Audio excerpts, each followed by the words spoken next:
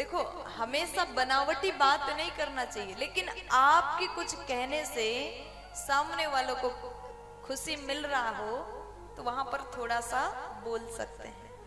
आज मैया बोली आइए ना बैठ जाइए, पुतना बैठी तो थोड़ी देर बाद चारों ओर निहारती है। पुतना बोली कि मैया मैंने सुना आपके घर में लाला हुआ, इसलिए बधाई देने आई हूँ। एक बार लाला का दर्शन चाहती हूँ, अपने गोद में लेना चाहती हूँ।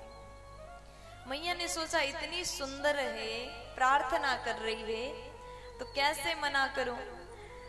बहुत अच्छे से बहुत मीठी वाणी में बोल रही। मैया बोली अंदर जाइए, हमारा लाल सो रहा है पालने में, देख करके आ जाइए। अब पूतना जैसे भीतर प्रवेश करने लगी, भगवान को पता चला मौसी जी मारने के लिए आई है, जहर पिलाने के लिए आई है। तो भगवान ने तुरंत नयन को बंद किया, नेत्र बंद कर दिए। तो उसके बाद यहाँ राजा परीक्षित ने पूछा कि महाराज ऐसा क्यों, जब ये भगवान को देखने के लिए इतनी सुंदर बन के आई थी, इतनी सुंदर बन के सज धज के आई थी। एक बार तो देखना चाहिए ना, जो आपके लिए सज के आए उसकी और एक नजर तो देखो, इसमें क्या चला जाता भगवान का। तब सुखदेव जी बोले कि राजन, जो व्यक्ति दृष्टिपात करने योग्य नहीं होना, चाहे कितना सुंदर हो, उसकी ओर देखना नहीं चाहिए। लेकिन यहाँ पूतना सज के आई, इसका मन सुंदर नहीं है, केवल तन सुंदर, केवल तन ही सुंदर है, मन तो काला है। देखो जब भगवान राम जी वनवास में थे तो उस समय शूर्पणखा भी तो बड़ी सुंदर बन के आई थी। भगवान से कहती है इस धरती पर हमसे ज्यादा सुंदर स्त्री और आपसे ज्यादा सुंदर पुरुष कोई नहीं है, और हम आपसे शादी करना चाहते हैं। लेकिन भगवान ने उसको देखा? बिल्कुल नहीं देखा। जवाब भी दिया तो जानकी जी की ओर देख के दिया। देखो भगवान का ये नियम है, जिसके ऊपर दृष्टिपात करने लायक ना हो उसके ऊपर देखना नहीं चाहिए। तो भगवान ने पूतना को इसलिए नहीं देखा, पूतना का भाव अच्छा नहीं था। भगवान कहते हैं भले आप उनके पास में, उनके सामने सुंदर बन के जाइए, श्रृंगार करके जाइए, खूब अच्छा मेकअप करके जाइए, लेकिन आपके मन के भीतर गंदगी है ना, मन काला है, तो भगवान आपको सुंदर नहीं लगोगे। क्योंकि भगवान बाहर से नहीं देखते, भीतर से देखते हैं। इसलिए वास्तव में भगवान के नजर में अच्छा बनना है तो तन के साथ में मन को भी सजाना सीखिएगा। प्यार से बोलो। तब सुखदेव जी बोले कि राजन, एक कारण तो ये है, वो केवल बाहर से सुंदर है, भीतर से उसका मन मैला है। दूसरा कारण ये है कि भगवान का जो नेत्र है, नयन है, एक सूर्य है और एक चंद्र है। सूर्य चंद्र ने सोचा ये पूतना आ रही है, इसीलिए अपने लोक के गेट को बंद कर दिया। यानी भगवान ने नयन बंद,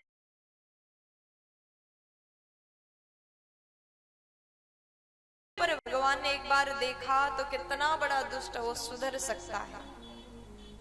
भगवान ने एक बार देख लिया, हो सकता है भगवान की नजर पड़ने से इसका भाव बदल जाए और ये जो काम करने आई थी वो ना करे। हो सकता है इसको भगवान से प्रेम हो जाए, नजर मिल जाए तो प्रेम हो सकता है, इसलिए भगवान ने नहीं देखा। बहुत से कारण हैं, बहुत से भाव संतों ने दिए। और जैसे पूतना ने भगवान को देखा तो भगवान सो रहे हैं, नयन बंद है, तो पूतना को लगा कि ये सो रहा है, ये अच्छा मौका है, तो तुरंत गोद में लिया, दूध पिलाने लगी, जहर मिला के आई थी। और जैसे गोद में लिया, भगवान ने दूध के साथ में प्राण को पीना प्रारंभ कर दिया। अब पूतना को कष्ट हुआ, चिल्लाने लगी, अरे बालक छोड़ दे, दर्द हो रहा है, कष्ट हो रहा है। लेकिन भगवान बोले मौसी शांत हो जाइए, जिसको हम एक बार पकड़ते हैं ना, फिर उसे हम छोड़ते नहीं है। भगवान सबको नहीं पकड़ते, लेकिन जिसको एक बार पकड़ लिया तो उनको छोड़ना नहीं आता। अब पूतना कहती कैसा बालक, भगवान 6 दिन के हैं, ये कैसा अद्भुत बालक है, एक तो इतना वजनदार है, ऊपर से बोल रहा है। 6 दिन का बालक कोई बोलता है क्या? लेकिन भगवान बोल रहे हैं। पूतना आश्चर्यचकित हुई। अब जैसे वो भागने लगी, उसका वो विकराल स्वरूप प्रकट हुआ, चिल्ला रही है, तड़प रही है और बार बार कन्हैया को कहते बालक छोड़ दे, छोड़ दे, छोड़ दे कहते हुए वो भागी, आसमान के मार्ग से गई। और भगवान ने सोचा अब इसका अंतिम समय आया है, कैसे उद्धार करूं, कहां इस शरीर को पटकूं। तो कंस के बगीचे के ऊपर से कन्हैया ने पूतना को जमीन में पटका, धड़ाम से धरती पर गिरी, विशाल आवाज हुआ। और जैसे पूतना गिरी तो वहां के जितने बड़े बड़े वृक्ष थे, विकराल शरीर, बड़े बड़े वृक्ष चूर्ण चूर्ण हो गया, चूर्णया मास राजेंद्र।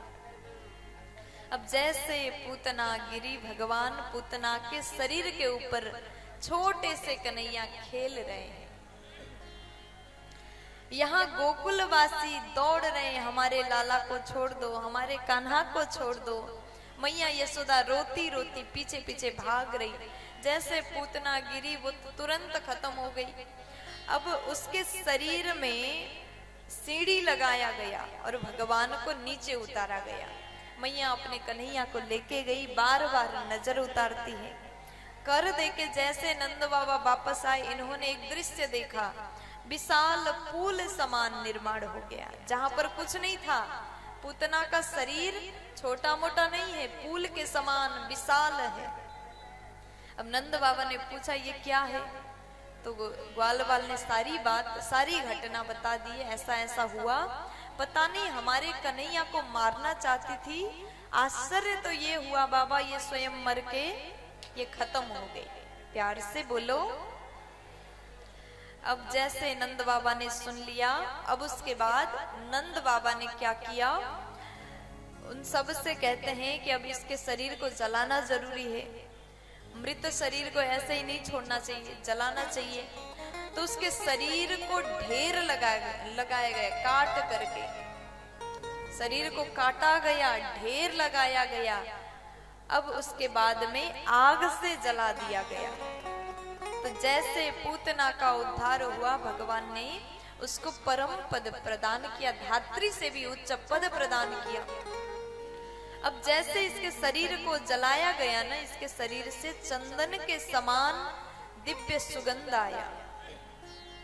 राजा परीक्षित बोले महाराज ऐसा कैसे हो सकता है, पूतना जैसी राक्षसी के शरीर से दिव्य सुगंध कैसे आया, और ये भगवान को मारने के लिए आई थी, तो भगवान ने इसको इतना बड़ा ऊंचा स्थान कैसे प्रदान किया।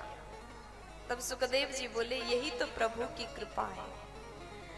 देखो पूतना कैसी है, पूतना का शरीर भी अच्छा नहीं है, नाम भी अच्छा नहीं है। पूतना लोक बालघनी राक्षसी रुधिरासना जिघाम सयापि हरये स्तनम दत्वा पसाद गतिम। नाम क्या है? पूतना, पूतान नयति इति पूतना, इसका नाम है पूतना। नाम अच्छा है क्या? बिल्कुल नहीं। जो बच्चों को मारती है वो पूतना है। पूतना काम क्या है? लोक बालघनी, बाल हत्या करती है। राक्षसी स्वरूप है राक्षसी। रुधिरासना, बच्चों के रक्त पान करती है।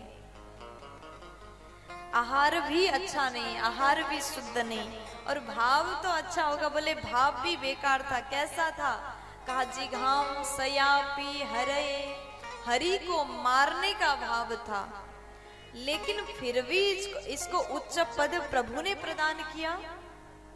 बस पूतना ने एक काम अच्छा किया था, स्तनम दत्वा पसदगतिम, भगवान को दूध पिलाया, माँ के समान एक काम किया। बस यही गुण को देख करके भगवान ने पूतना को अपनी माँ से भी ऊंचा स्थान प्रदान किया। जिस प्रकार आज भगवान ने पूतना का उद्धार किया। रही बात इसके शरीर से सुगंध क्यों आया, देखो जिसको एक बार भगवान स्पर्श कर दे उसके शरीर से फिर दुर्गंध नहीं आ सकता। राजा परीक्षित ने जैसे सुना, सुखदेव जी महाराज बोले राजन, जो मनुष्य इस कथा को भाव से सुनता है उसे भगवान के चरणों की भक्ति प्राप्त हो जाता है। बोलिए कृष्ण कन्हैया लाल की